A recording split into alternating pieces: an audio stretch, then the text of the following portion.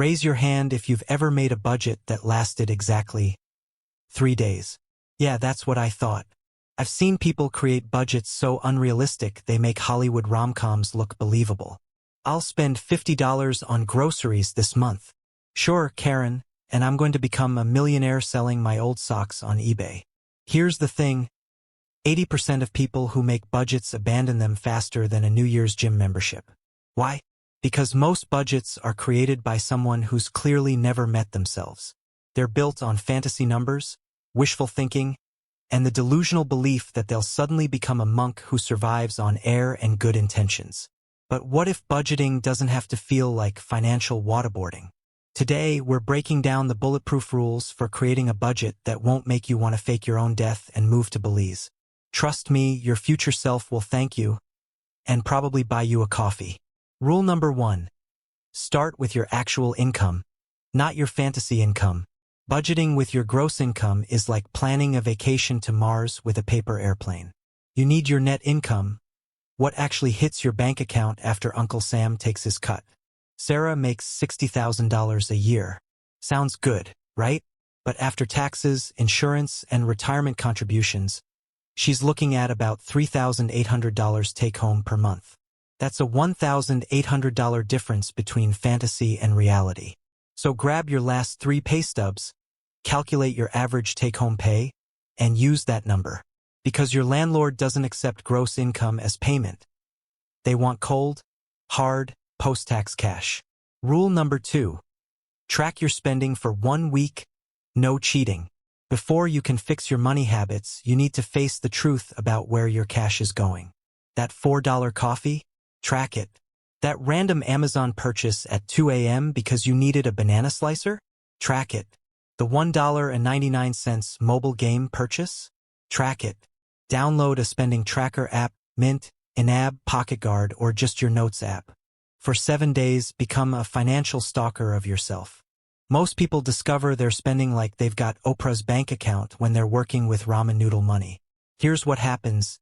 Day 1, you're confident. Day 3, you're questioning choices. Day 7, you're having an existential crisis about spending $67 a month on random subscriptions you don't use. The average person spends about $18 per day on non-essential items without realizing it. That's $540 a month on stuff they can't remember buying enough to cover most people's grocery bill. Rule number 3. Master the 50-30-20 rule, but make it personal. 50% for needs, 30% for wants, 20% for savings. Sounds simple, right? Wrong. This assumes you live in a magical land where rent is reasonable and gas doesn't cost more than liquid gold. If you're in San Francisco or New York, spending only 50% on needs is like fitting into high school jeans after a decade of Pizza Fridays. Your rent alone might eat 60% of your income. The beauty isn't following it exactly. It's understanding the concept and adapting it. High-cost area? Maybe 70-20-10. Small town with reasonable rent? Maybe 40-40-20. List your actual needs: rent, utilities, groceries, transportation, minimum debt payments. Add them up. That's your needs percentage. Divide what's left between wants and savings based on your priorities. And please, don't convince yourself that daily Starbucks is a need. Coffee is a need. $6 coffee with 17 flavor modifications is a want. And that's okay. Rule number 4. Budget for fun. Yes, I'm serious. Here's where most budgets die.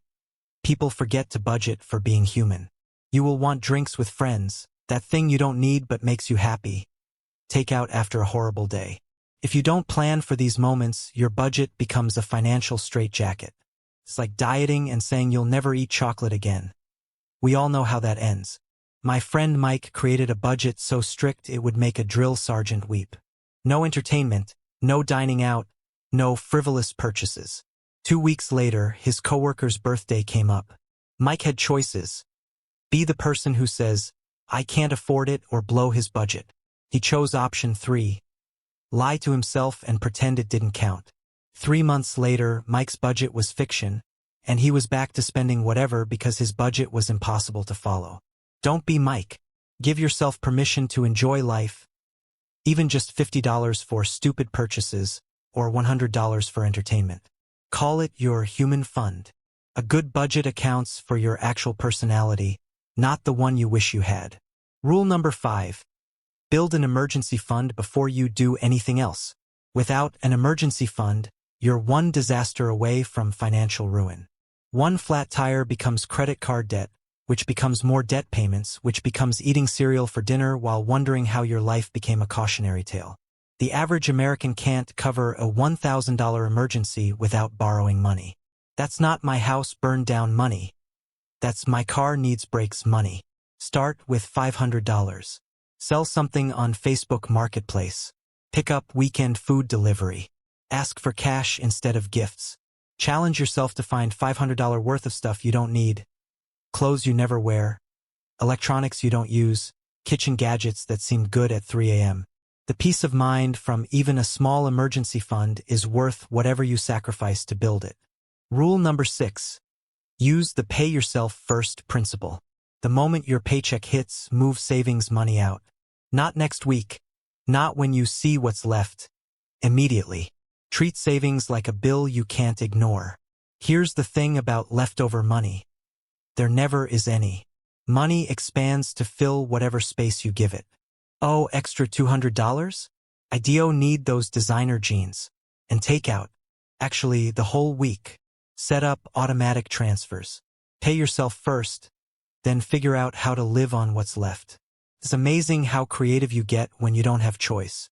Warren Buffett became a billionaire by saving first, spending what was left. Start small.